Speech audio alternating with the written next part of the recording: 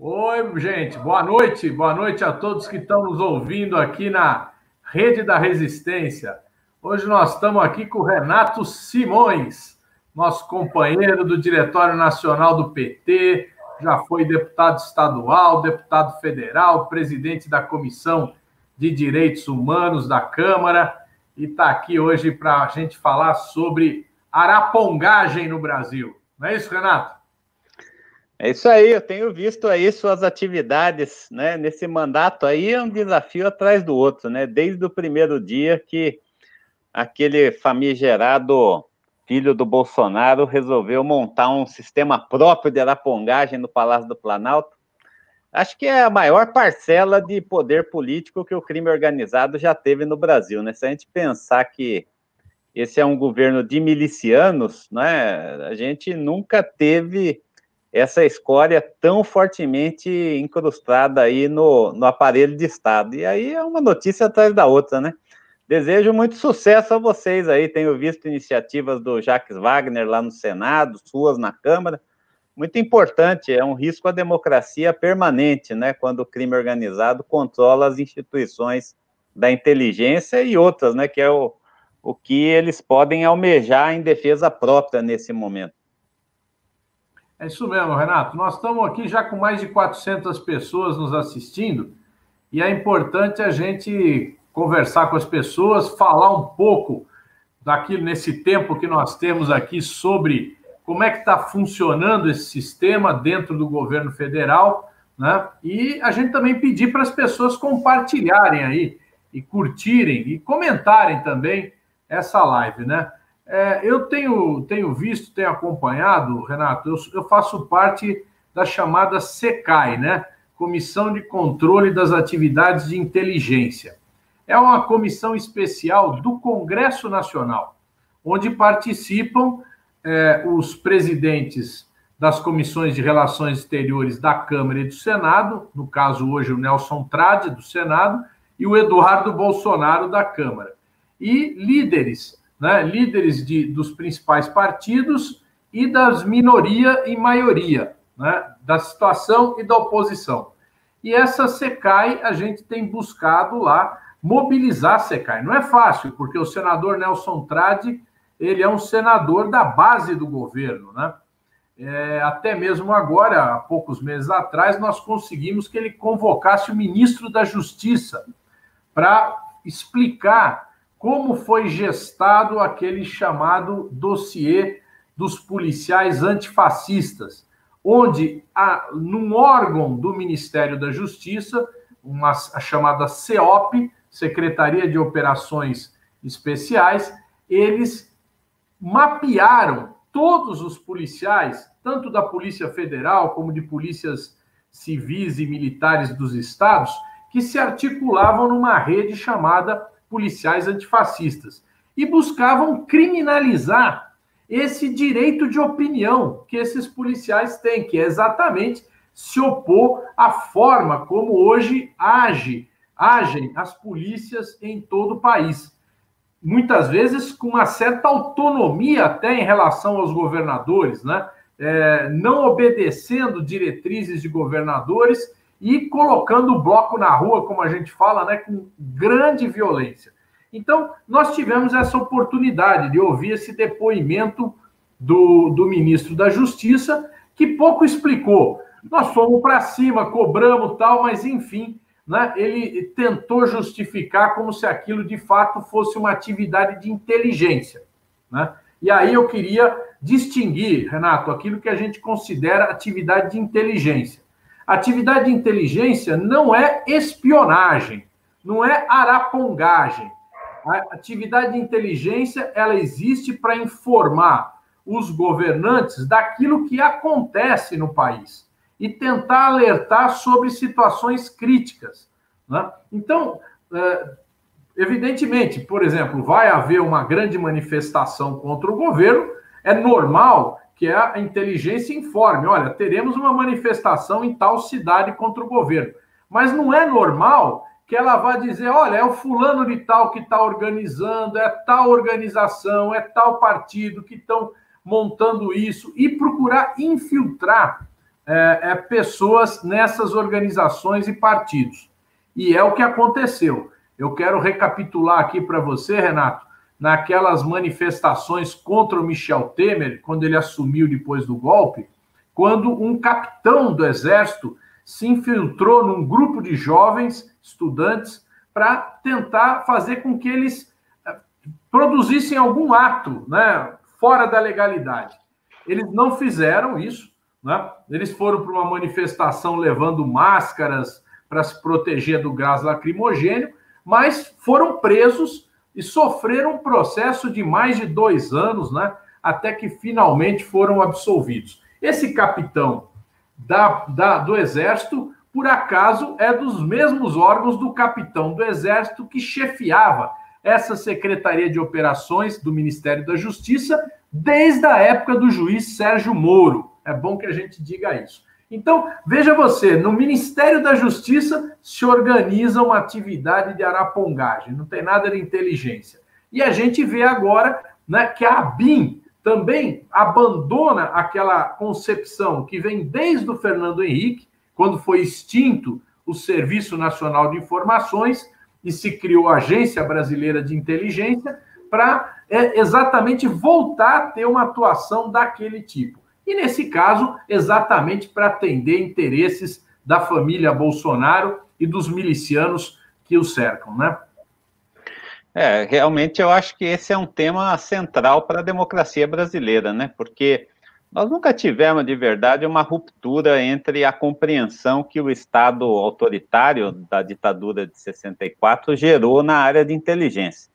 Aliás, né, entre as rupturas e continuidades da Constituição de 88, esse tema da inteligência está muito mais na linha das continuidades do que das rupturas, né? Porque a ideia de uma ideologia de segurança nacional, ela impõe uma política de inteligência. A política é encontrar o inimigo externo, é o inimigo do Estado.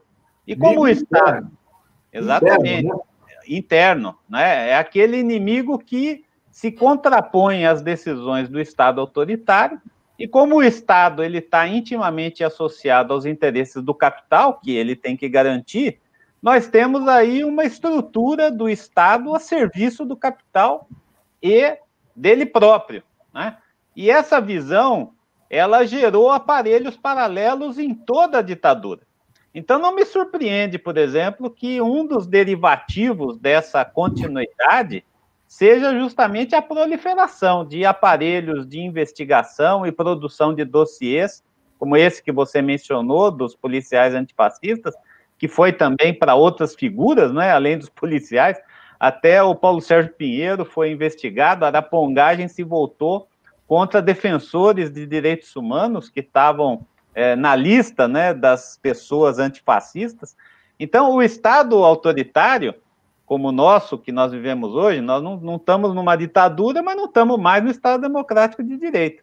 Ele produz isso, é o aparelhamento do próprio Estado em função dos seus próprios interesses e do capital, e de um grupo miliciano que, ocasionalmente, tomou o poder no país pela fraude eleitoral de 2018. Foi eleito num escândalo, né, de corrupção eleitoral que o Tribunal Superior Eleitoral está devendo até agora a sua apuração.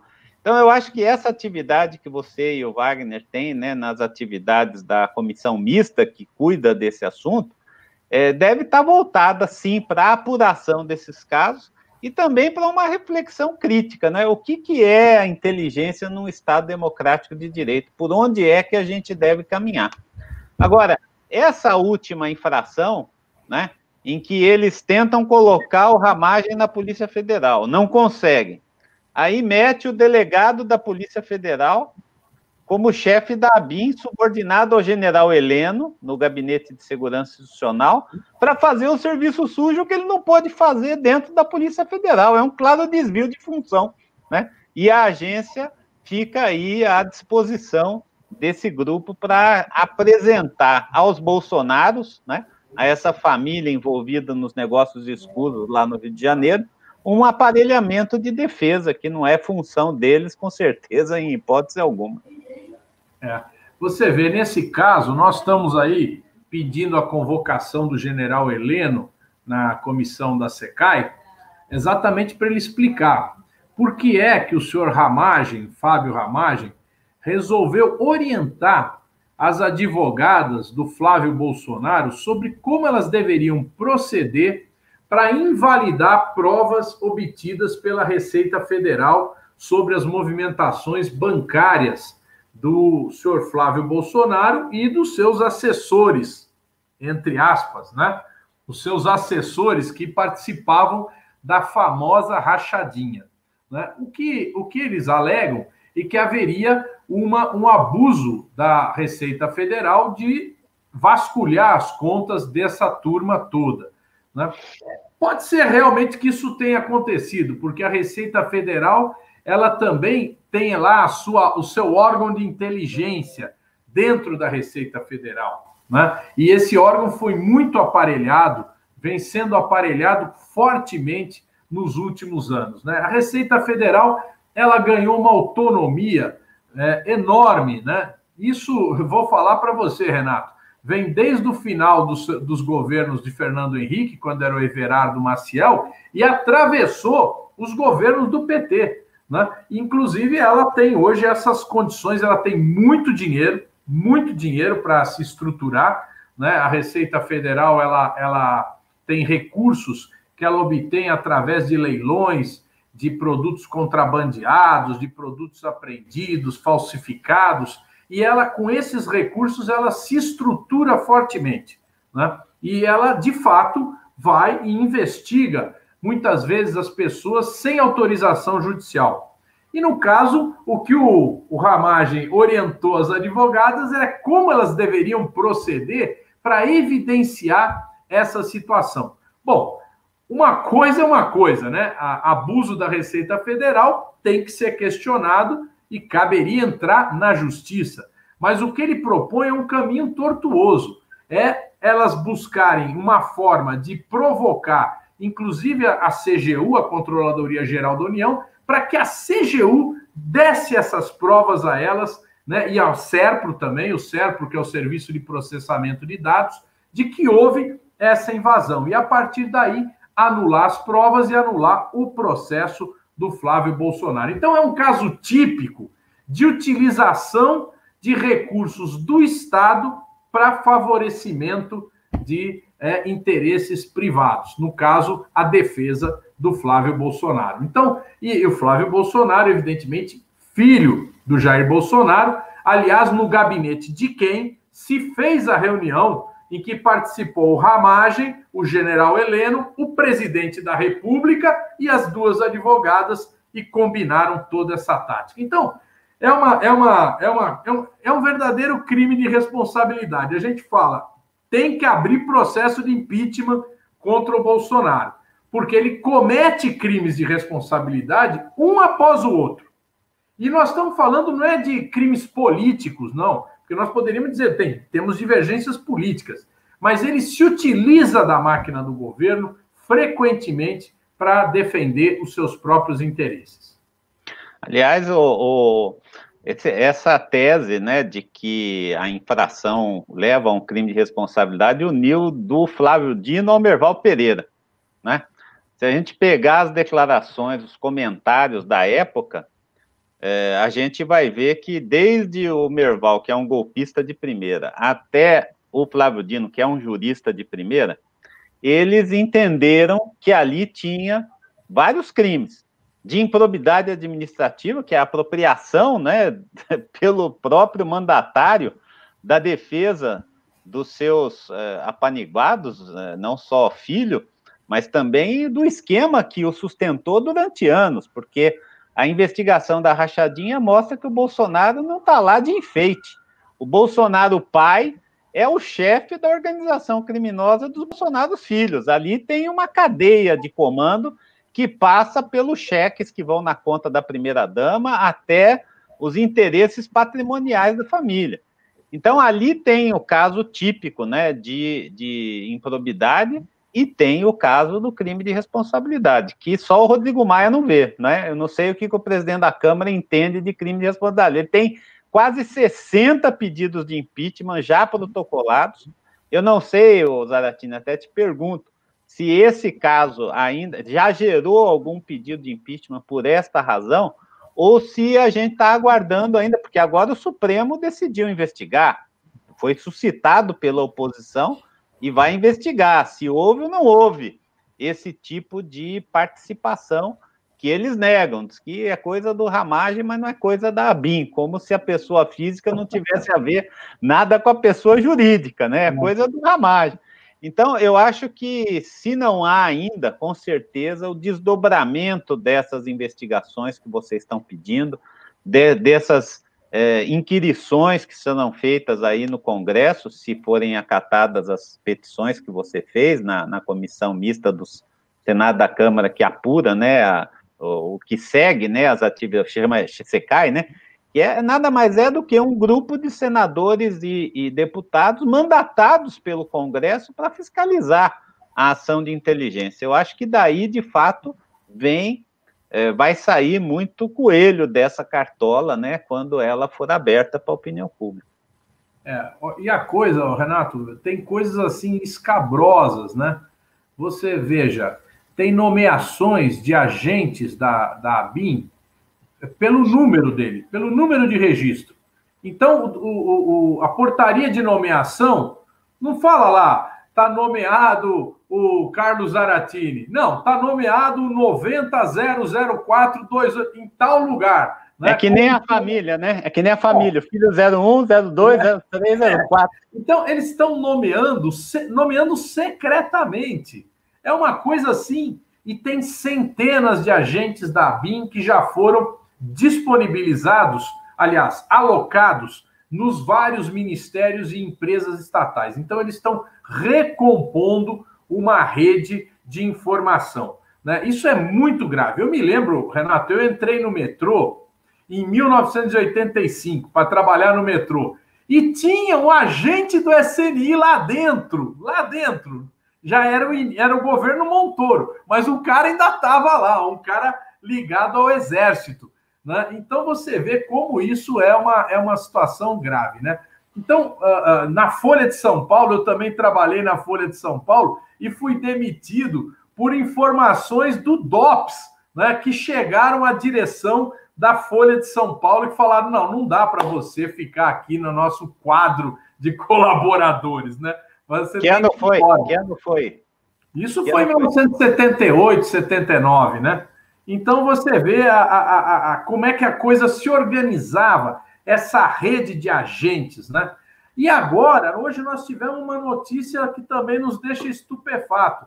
Eles fizeram despesas da ABIN sem dizer para que era, sem fazer licitação e sem dizer o objeto da despesa.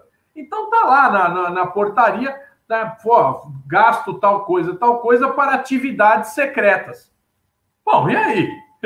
Não dá nenhuma pista do que é, entendeu? Então, efetivamente, o abuso é gigantesco e está se reorganizando no Brasil, né, de forma rápida, né, essa rede de repressão. Porque não vamos esquecer, isso tem um objetivo que nesse momento apareceu, da defesa da família, dessa quadrilha de milicianos, mas também a gente sabe, tem informações que o GSI, né, do general Heleno, se infiltrou na articulação dos povos indígenas, que é uma das principais ONGs, né, da defesa do povo indígena no Brasil, né, que o GSI determinou a ida de agentes para a COP25 na Espanha para vigiar os maus brasileiros das ONGs que participaram da COP25 em 2019. Né? Então, o que está acontecendo? Eles estão se espraiando. Né? Efetivamente, talvez o movimento popular e o movimento sindical e os próprios partidos de esquerda não se deram conta de que isso vem ocorrendo e, obviamente, existe também uma vigilância sobre a atuação dos partidos e movimentos. Então, essa é uma questão que tem que ser levantada porque se trata de uma questão democrática, né? É uma questão central, né, na democracia, você poder ter a liberdade de organização e de manifestação que eles querem cercear com essa atividade feita pela GSI e pela ABEM? Então, eu não sei se você se lembra, Zatini, eu estou tentando lembrar aqui se foi na legislatura que a gente fez juntos na Assembleia Legislativa, mas nós recebemos uma denúncia, quando eu presidi a Comissão de Direitos Humanos da Assembleia, de que havia um órgão dentro do Palácio da Polícia Civil, portanto, vinculado diretamente à Delegacia Geral de Polícia de São Paulo, que fazia o monitoramento diário com agentes em várias regiões do Estado, passando informações sobre militantes de movimentos sociais e políticos de esquerda. E eu fui até o governador, né, e a Secretaria de Segurança era progressista, né, era um espaço... Primeiro era o Zé Afonso da Silva, com o Petreluzzi de adjunto, depois o Petreluzzi, que foi secretário. E eles falaram, isso é um absurdo. O DOPS fazia isso, e desde que o Covas é governador, isso não é feito, isso foi transplantado para a Polícia Federal, né? E, bom, eu desafiei, então, o senhor não quer ir comigo? Eu vou lhe mostrar. Nós fomos lá, demos uma carteirada, né? Abrimos o arquivo. E ali estava junto com você. Então, por isso que eu estava em dúvida se você, eu lembro bem que estava o Jamil, nós fomos um grupo de deputados com o secretário adjunto de Segurança Pública, cuja cara caiu. Caiu por quê? Porque ali estava intacta, em pleno Estado Democrático de Direito, num governo social-democrata, em que o Covas aparecia como um opositor da ditadura, se mantinha na sede da Polícia Civil de São Paulo, num andar pertinho ali do delegado-geral de polícia, a continuidade. Então, eu acho que esse aspecto, vamos dizer assim, que a gente não pode negligenciar. O Bolsonaro, desde o início, quis fazer o seu próprio sistema de inteligência. Ele botou o filho dele, não sei qual é o Zé da esquerda lá que ele colocou, era o Carlos Bolsonaro, não sei o número, colocou ali dentro do Palácio do Planalto, despachando com um setor chamado de inteligência. Depois isso foi denunciado, né? Teve que ser aparentemente desmontado. Logo na sequência, a gente vê o Bolsonaro retomando a ideia de interferir na Polícia Federal. E ele começa a interferir junto com o Moro, através do Moro. O Moro não é santo nessa história. Não. O Moro, né? O Moro interferiu claramente, a mando do Bolsonaro, colocando as pessoas que passavam as informações para o Bolsonaro. Depois, naquela fatídica reunião do Ministério, que ficou pública, né, em que o Bolsonaro tem várias pérolas lá, uma delas é o Bolsonaro dizendo que ele tinha o sistema próprio dele, que ele não confiava nem na ABIN, nem na Polícia Federal, que o que funcionava mesmo era o povo dele, o povo que ele punha lá. Então, há um esquema paralelo que, com o Ramagem sendo nomeado, né, primeiro tentou na Federal, não deu, depois foi para a ABIN, em que eles transformaram essas instituições do Estado em instituições a serviço do crime. Porque a gente não pode deixar de falar que essas pessoas elas são investigadas no Rio de Janeiro por associação com atividades criminosas, por terem criminosos nos seus gabinetes, compartilhando salários e permitindo, portanto, que um volume muito grande de dinheiro servisse para o financiamento da política dos Bolsonaros e financiamento das suas atividades empresariais.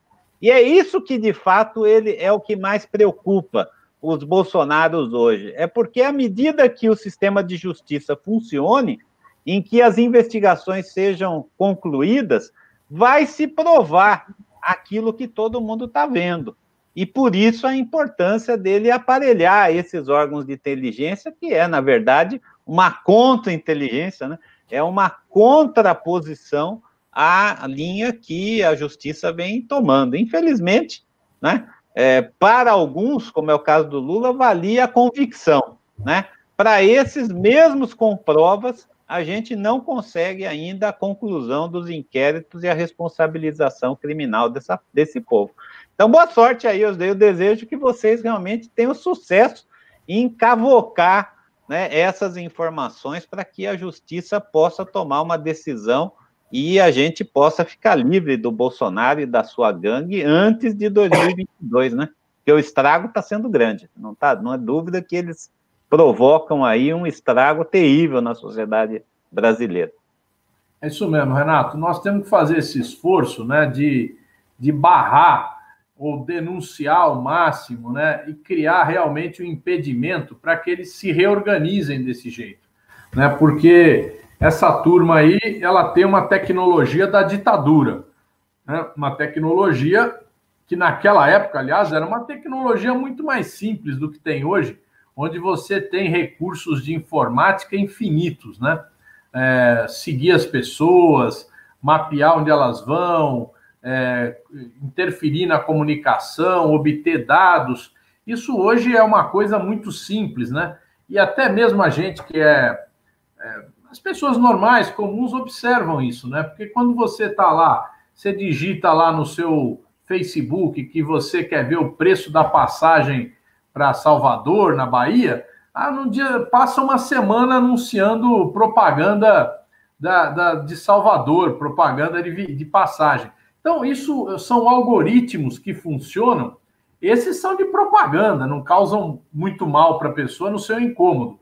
Mas tem algoritmos para captar informações, né? E para identificar o gosto das pessoas. Então, essas questões é que nós estamos vivendo, quer dizer, a aliança de um governo autoritário, de um governo que busca repressão com infinitos recursos de tecnologia, né? Então, isso realmente precisa ser mais atento com o Congresso Nacional.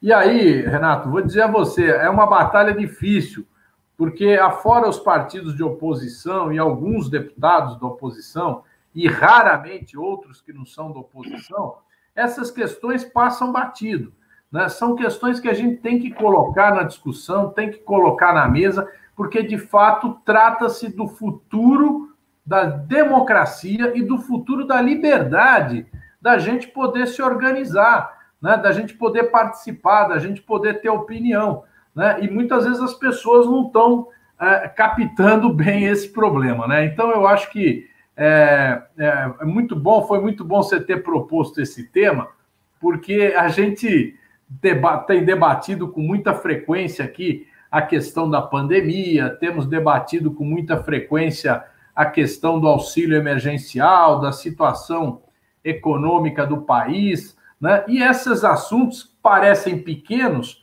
mas eles têm essa importância grande porque eles tratam realmente do ambiente onde a gente vai poder fazer o debate e exercer os nossos direitos políticos, né? Então, isso... Mas não tem dúvida, viu, Zatini? Inclusive, a importância do seu mandato nesses temas ligados à defesa e à inteligência é muito grande, porque as pessoas estão ligadas naquilo que é público. Tudo isso foi escondido, né? Então, se tem um tema obscuro na sociedade brasileira, é o funcionamento das Forças Armadas, das suas instituições, daquelas instituições que, mesmo sendo civis, como é o caso da BIM, permanecem sob tutela militar. O nosso próprio governo, me lembro, nomeou militares para tomar conta da BIM, né? Então, é evidente que esses temas, eles não são para a opinião pública tomar conhecimento, a não ser que haja uma perspectiva de esquerda na análise do Estado e do papel que estas instituições jogam para a manutenção dos privilégios, desde os privilégios pessoais dos seus agentes. Olha, eu me lembro uma coisa que me chamou muita atenção quando eu fui trabalhar no governo da Dilma, é que eu estava vinculado à Secretaria-Geral da Presidência, né? E o escritório meu era lá no Palácio do Planalto, pertinho da onde ficava o Michel Temer. E a gente almoçava no mesmo restaurante. E sempre tinha uma mesa reservada para os militares. Ali ninguém podia sentar, o restaurante lotado, né? E aquele território ficava, às vezes, totalmente parado. Foi a Dilma quem quebrou, né, esse paradigma, né? E isso já era o segundo governo da Dilma. Então, eu digo que a gente fala assim, mas isso pode ser uma bobagem. Não é uma bobagem, isso é um símbolo de uma concepção que atravessa o Estado Democrático de Direito, em que, se as instituições do Estado Democrático de Direito não penetram nas instituições militarizadas e que ainda obedecem a lógica da segurança nacional, aquilo não muda. E só vai mudar se fizer como vocês estão fazendo. É tornar aquilo visto pela sociedade. É abrir essas vísceras. É demonstrar como é que uma pessoa pode estar sendo investigada por participar de uma manifestação, por estar numa reunião da igreja, por estar numa reunião do seu sindicato, e tem ali um araponga fazendo uma cobertura para alguém que pode utilizar isso contra você sem você ter sequer ciência de que está sendo investigado. Então, isso é típico do Estado militar, isso é típico da doutrina da segurança nacional, e isso é típico do que a BIM faz nesses ministérios que você menciona.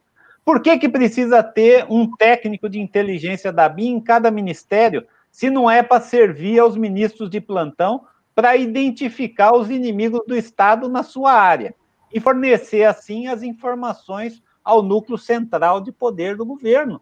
Claro. Isso você tem demonstrado com seus requerimentos, com a petição, né? Apesar de que a tropa de choque blinda muitos desses ministros quando eles vão nessas comissões, né? A gente fica lá com gente tratando de assuntos que não tem nada a ver com o objeto da convocação para distrair a opinião pública, e vocês estão sempre tendo que colocar esses temas à vista, porque se eles não são... Por que fala que o sistema de inteligência, o SNI, eram os porões da ditadura? Porque ali não penetrava luz do dia, ali tudo era feito escondido, tudo era feito na penumbra, né? E se a gente quiser quebrar esse sistema, tem que fazer o que vocês estão fazendo, é jogar a luz para que os ratos, ratazanas e baratas apareçam e a sociedade possa exercer o controle social sobre esses órgãos do Estado.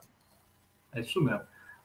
Renato, eu vou até fazer uma sugestão aqui, que eu estava aqui refletindo você falando. Você está aí com o Lula livre aí atrás de você, né? E você é um dos coordenadores dos comitês Lula livre que tem por todo o país. E eu acho que os comitês Lula livre têm que também focar um pouco na denúncia dessas injustiças, dessas arapongagens e da atuação dos órgãos de repressão hoje no Brasil, né? Porque o Lula foi a maior vítima disso tudo, certo? Porque o Lula foi espionado, mapeado, e foi enquadrado sofreu todo tipo de arbitrariedade do sistema judicial, né? Essa situação toda que levou ele a ficar mais de um ano preso, né? Ela é fruto do quê? De uma manipulação de dados que cada dia se torna mais evidente para todo o povo brasileiro. Então, isso aconteceu com o Lula, e o Lula é o Lula, então é denunciado internacionalmente, todo mundo se mobiliza. Mas isso acontece com centenas de pessoas, milhares de pessoas, né? Então, eu acho que a gente precisa também criar essa debate, né? E outra coisa que hoje me chamou a atenção, Renato, um Twitter do Marcelo Freixo, né? O Marcelo Freixo alertando, falou, bom, a esquerda, nós da esquerda, né? Porque ele também é da esquerda, nós não damos a devida atenção à questão das atividades da polícia, do sistema policial, do sistema criminal, de justiça criminal. Nós precisamos começar a atentar para isso, né? E eu sei que você, Renato, você foi presidente da Comissão de Direitos Humanos da Assembleia de São Paulo e da Câmara dos Deputados. E você conviveu com isso, né? Então, de fato, eu acho que essa é uma lacuna nossa da esquerda, a gente abrir mais o debate, né, e buscar influenciar mais em toda a legislação que rege aí as polícias militares, as polícias civis, corpo de bombeiros, que, né, parece uma coisa tão bacana, né, o corpo de bombeiros, mas a gente viu que em vários lugares o corpo de bombeiro atua, né, de forma a fazer repressão também, né? Então, essas organizações militares, que não são o Exército, Marinha e Aeronáutica, mas são considerados como órgãos auxiliares, está na nossa Constituição, são órgãos auxiliares, né, das forças militares. E, portanto, na época da ditadura, eles eram comandados por militares, né? Isso foi mais ou menos diluído depois que acabou a ditadura, mas a concepção de órgãos auxiliares das Forças Armadas continua, né? E eu não tenho dúvida, Renato, não tenho dúvida, que na cabeça do Bolsonaro, do general Heleno, dessa tropa aí, eles querem usar as forças das polícias militares para atuar numa necessidade de repressão. Não é por menos que o Bolsonaro vai em formaturas de polícias militares para ganhar simpatia desse oficialato, que muitas vezes é muito bem pago, como aqui em São Paulo, por exemplo, os coronéis aqui da Polícia Militar, valha-me Deus aí, o salário deles, né? Bem diferente do salário da tropa lá embaixo, que ganha um dos piores salários do Brasil. Mas os coronéis, né, estão lá em cima e estão vivendo numa situação muito favorável. Então, eu acho que a gente precisa também atentar nisso. Que política a esquerda propõe para os órgãos policiais, militares, policiais civis? Como que a gente pensa isso? Isso nós precisamos apresentar propostas em relação a isso. Verdade, inclusive esse foi um debate no Diretório Nacional do PT, quando da apresentação, né, do Programa de Reconstrução e Transformação Social do Brasil. Né? Quando nós coordenamos o programa de governo do Lula, que depois virou do nosso candidato Haddad, quando teve a sua interdição, a gente começou a fazer essa discussão, que é uma discussão que realmente perpassa os impasses da relação da esquerda no governo com as suas limitações. Porque nós não tínhamos efetivamente condições, número, para fazer uma alteração constitucional nesse artigo 144 da Constituição, que é o artigo que define as polícias militares e o caráter militar dos bombeiros, né? Porque nós precisaríamos de um grande número de parlamentares e nunca tivemos uma base superior a 100 deputados federais aí, dos 513, na maior bancada que nós já tivemos, que foi no começo do governo Lula. Então, a alteração via Constituição, ela foi substituída por políticas públicas, que em várias gestões do Ministério da Justiça foram feitas. O caso mais consistente foi o Pronace, na mão do Tarso Genro, né, que gerou políticas de treinamento, de capacitação. Mas se você não muda a estrutura, né, eu não sei aonde é que tem bombeiro militar no mundo. Né? Polícia militar já é 4 ou 5 países. Bombeiro militar não existe. Né? Isso é um resquício da ditadura mesmo, né? A forma como as polícias civis foram diminuídas e as polícias militares engrandecidas pelos governadores também é um outro tema, porque os governadores fazem o maior lobby no Senado e na Câmara contra qualquer discussão de desmilitarização das polícias militares. Então, eu concordo muito com você, a esquerda precisa pegar esse tema, aproveitar que os policiais antifascistas são uma expressão nova de um movimento já existente, já faz muito tempo, que tem policiais de esquerda, progressistas, que defendem mudanças no aparelho policial. Mas os policiais antifascistas ganharam uma projeção justa, porque estão enfrentando um inimigo pior que nós já tivemos, que é o governo miliciano do Bolsonaro. Então, muitos desses policiais são vinculados ao PT, são vinculados ao PSOL, são vinculados ao PCdoB, ao PDT, e essa articulação, ela tem que enfrentar não só a denúncia, porque ela é muito importante, denunciar o arbítrio sempre é muito importante, mas também fazer o anúncio de que estrutura nós queremos, né? E eu tenho visto aí, o Paulo Teixeira tem levantado essa discussão, nós temos outros parlamentares como você que estudam o assunto, nós precisamos, de fato, fazer com que esse tema da segurança seja um tema da esquerda. E eu chamo a atenção para um fato que você mencionou, que é muito grave. A reprodução desse sistema, ele se dá não só pelo vínculo administrativo que a Constituição estabelece, né? São forças auxiliares das Forças Armadas, está lá no texto da Constituição, mas desde a política de armamentos até a política de formação de quadros, passa pelas Forças Armadas. E o Bolsonaro, ele está entrando nas polícias militares pesadamente. O forte do Bolsonaro hoje são as camadas mais baixas do funcionalismo militar, tanto da União quanto dos estados. E essa utilização de motins em que o chefe da Força Nacional de Segurança vai aos estados, não para apaziguar, mas para botar lenha na fogueira, para aumentar a insubordinação das polícias militares, visa realmente criar uma base de massas, porque o efetivo da Polícia Militar é muitas vezes maior do que o efetivo das Forças Armadas. E estão armados e estão vinculados ideologicamente a essa turma. Esse é o objetivo. Em São Paulo, acho que são 100 mil policiais militares, não é isso, Renato? Com uma não reposição aí deve ter caído para uns 90 e poucos mil. Mas é muito maior do que as Forças Armadas do mundo inteiro. Você dizer, e às vezes você vai para um seminário internacional, você fala de que existe uma polícia militar, e que a polícia militar tem esse efetivo, tem esse tipo de armamento, tem esse tipo de atribuição, o pessoal fica besta, porque isso é um poder político imenso. Hoje na mão dos governadores, mas o Bolsonaro, ele tenta estabelecer essa relação direta, essa relação afetiva, essa relação de verbalização dos interesses. Então tem uma greve de policial militar, ele insufla a violência, e quando a violência acontece, e o governador pede o socorro da Força Nacional de Segurança, os caras vão lá para passar a mão na cabeça dos motins, como fizeram no Ceará, como fizeram na Bahia.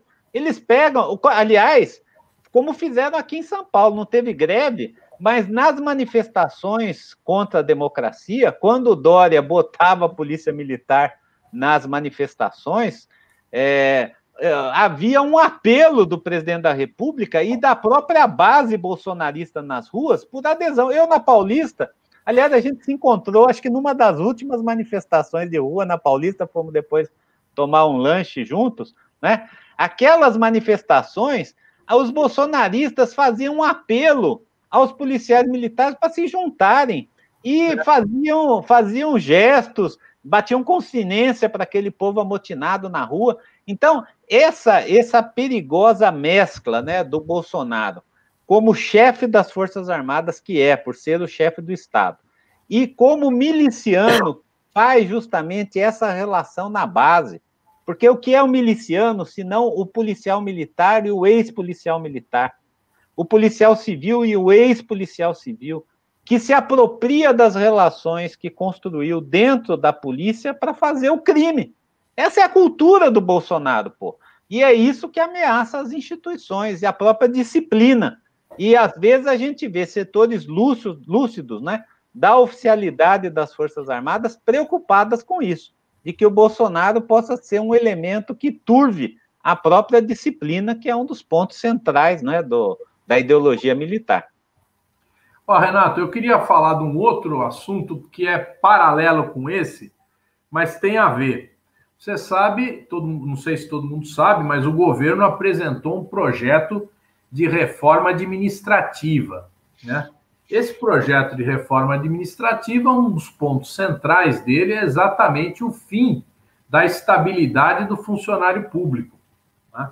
Então, veja bem, essa questão da estabilidade do funcionário público, ela tem, muitas vezes a população é maltratada num posto de saúde, ou o povo é maltratado até mesmo na polícia, é maltratado por algum funcionário de algum órgão, né? E fala, porra, tem que mandar embora um cara desse, né? Então, e aquele cara sempre está protegido pela estabilidade. Mas isso é utilizado, esses funcionários que realmente não estão preocupados em atender o povo e atendem mal a população, médicos, né? Eu me lembro aquele caso que causou muito problema aí, que foi aqueles médicos que tinham um dedo de silicone para marcar a presença, e o cara lá marcava e o cara ia embora para trabalhar em outro lugar ou para descansar, né? Então isso choca a população. E a população muitas vezes apoia o fim da estabilidade. Agora, eu quero falar para as pessoas que estão nos ouvindo para a gente refletir isso. Bom, imagina se um governo como o do Bolsonaro resolve fazer um expurgo, né? fala, não, acabou a estabilidade, então agora, quem são esses policiais antifascistas? Manda a lista aqui. Vamos passar a régua aí, vamos limpar esses caras. Ah, quem são os médicos antifascistas?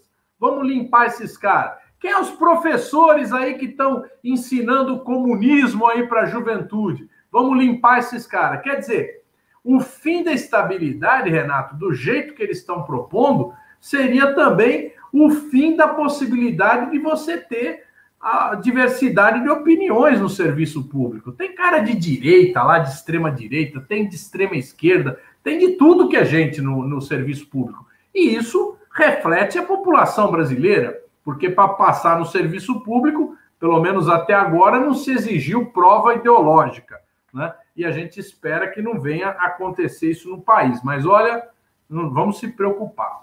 Outra coisa que eu queria lembrar aqui... Fala, Renato. Não, eu ia só ilustrar isso que você está falando com esse indulto de Natal, que o Bolsonaro fez a maior campanha contra o indulto de Natal, disse que nunca ele iria utilizar, e pelo segundo ano seguido, ele dá o indulto de Natal a policiais, agentes de segurança, inclusive bombeiros, né? Os bombeiros que você mencionou estão lá também. Quer dizer, o problema é assim, o policial que comete crime, ele tem a segurança de que ele vai ser indultado, e o adversário político pode ser demitido numa reforma administrativa, né? Esse temor, às vezes fala assim, mas a TIM está fazendo terrorismo, porque não pode ser assim, não vai ser assim, a reforma administrativa é para moralizar. Olhem o que ele está fazendo agora. Ele privilegia a banda podre da polícia com o perdão presidencial, que deveria ser utilizado, como foi por todos os presidentes, dentro dos limites que a Constituição estabelece, né? Mas que no governo dele, pelo segundo ano seguido, é justamente para permitir que os agentes de segurança pública tenham essa sensação de impunidade. Esteja comigo, faça o que quiser, porque depois eu perdoo. E é esse tipo de presidente que nós não podemos deixar à testa de um Estado sem estabilidade no emprego. É isso mesmo. Renato, esse assunto, o excludente de licitude, muita gente não sabe o que é isso, né?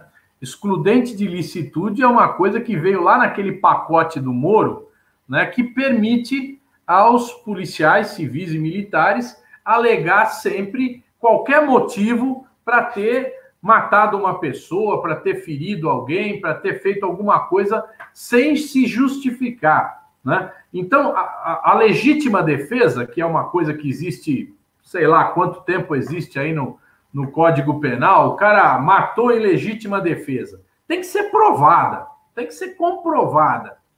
O excludente de licitude, do jeito que eles querem, permite simplesmente que o policial fale, olha, eu estava numa situação sob forte emoção e eu vi aquela criança passando e me pareceu que ele tinha um revólver, então eu atirei nele, né? E pronto, está justificado e nada acontecerá com esse policial, né? Então, agora, quando ele faz o indulto de Natal, ele está, na prática, fazendo o excludente de licitude.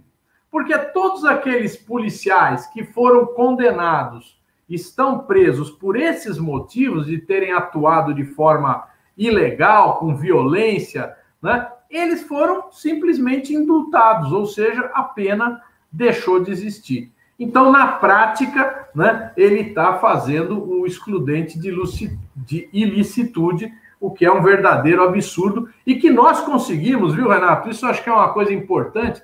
Nós tiramos daquele projeto do Moro, né, nós não deixamos isso ser aprovado. Foi uma vitória muito grande das forças democráticas dentro da Câmara e do Senado, viu? Então, isso foi uma coisa boa. A gente... muitas vezes as pessoas falam, mas nós só perdemos. Não, tem horas que a gente ganha. São poucas, mas são importantes. Sempre importantes, viu? Realmente, a gente até torce para entrar em recesso para o volume de maldades, né, ser diminuído agora no final do ano. Mas realmente a ação de vocês tem sido muito importante para barrar. E essas iniciativas, veja, o Moro, que agora diz que não tem nada a ver com o Bolsonaro, pergunta se não tem presidente da República, diz que não é com ele o problema, ele foi o sujeito disso, né? Então eu estou com a Rosângela Moro nesse caso, eu olho para o Moro e vejo o Bolsonaro, a esposa dele disse isso, e não tem dúvida, né? são duas faces de uma mesma moeda. É verdade. Porque ele, ao prender Lula, ao condenar Lula e impedir que Lula fosse candidato, depois ao prender Lula e impedir que Lula fizesse campanha, e depois impedir que Lula desse entrevista, né, ele realmente ajudou demais o Bolsonaro, né? Porque o Lula estava em primeiro lugar nas pesquisas em junho de 2018, né? Não era o Bolsonaro que estava em primeiro. Ah, com certeza não haveria Bolsonaro se não tivesse havido Moro, isso não há dúvida, né? Só quem foi para Paris é que não viu isso. Nós realmente vivemos aquele embate, né? E foi necessário ainda a fraude, né? No segundo turno, no primeiro turno, né? Contra o Haddad, tal a força, né? Que o projeto petista tinha naquela eleição. Foi realmente o Moro e a Lava Jato o grande sujeito político da interdição desse nosso projeto de candidatura em 2018. Além de tudo que ele já tinha feito contra a Dilma, né? Como naquele dia em que ele soltou lá uma gravação de uma conversa do Lula com a Dilma, absolutamente ilegal aquela... Ele só foi advertido pelo Teori Zavascki, né? Mas ele divulgou aquela gravação absolutamente fora do contexto, né? Hoje até o Michel Temer reconhece que aquilo ali foi fora do contexto. E aquela gravação onde a Dilma discutia lá com o Lula sobre a nomeação dele para a Casa Civil, né, foi revelada e aquilo caiu como uma bomba e acelerou o processo de golpe, né, com toda a batuta do famoso Eduardo Cunha, né? E é por isso, viu, Renato, que eu estou trabalhando muito aqui para impedir que o Arthur Lira seja eleito presidente da Câmara, porque quem viveu com o Eduardo Cunha sabe como é, né? E agora, se o Eduardo Cunha era um presidente da Câmara de oposição a Dilma, imagina um Arthur Lira de situação, né? Então, nós estamos lutando muito. Eu queria até aqui, faltam poucos minutos, Renato, falar um pouco aí para o pessoal sobre o que está acontecendo, né? Nós hoje tivemos uma importante reunião da bancada do PT, avaliamos o que aconteceu nos últimos dias, né?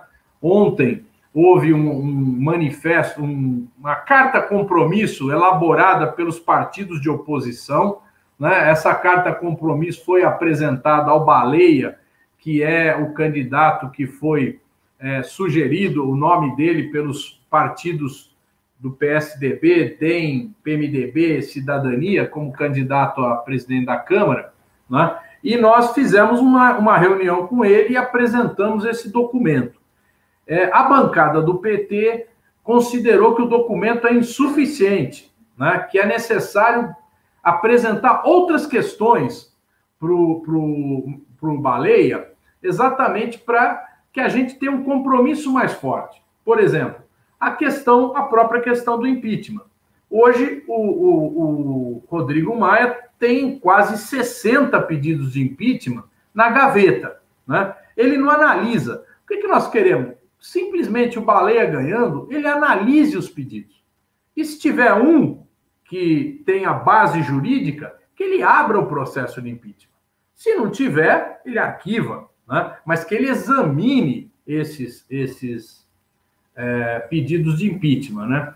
E a outra coisa é a gente ter também um compromisso dele com políticas sociais nesse momento de pandemia. A vacinação, a questão do auxílio emergencial, né? A questão da proteção da legislação trabalhista, são questões do que restou da legislação trabalhista, né? Porque eles já destruíram muito.